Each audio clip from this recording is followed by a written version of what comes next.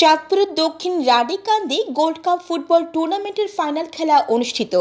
চাঁদপুর প্রতিনিধি মনিরুল ইসলাম মনিরের পাঠানো তথ্য ভিডিও চিত্রে দেখুন বিস্তারিত।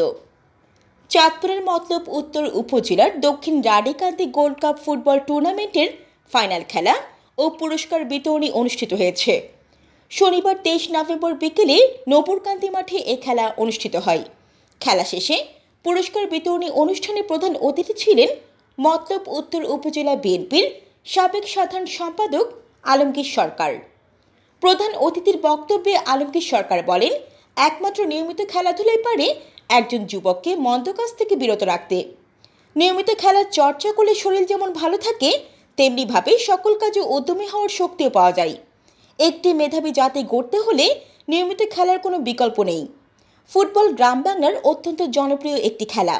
উপজেলা ছাত্রদলের আহ্বায়ক নুরুল হুদা ফয়েজের সভাপতিত্বে সভায় বিশেষ অতিথির বক্তব্য রাখেন মতলব উত্তর উপজেলা বিএনপির সাংগঠনিক সম্পাদক মিয়া মঞ্জুর আমিন স্বপন, উপজেলা যুবদলের আহ্বায়ক খায়রুল হাসান বেনু, সিনিয়র যুগ্ম আহ্বায়ক রাশিদুজ্জামান টিপু, যুগ্ম আহ্বায়ক ফয়সাল আহমেদ সোহেল সহ আরও অনেকে।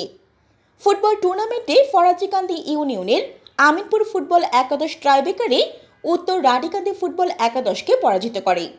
বিজয়ী দলকে গোল্ড কাপ ট্রফি ও পরাজিত দলকে ট্রফি প্রদান করা হয়।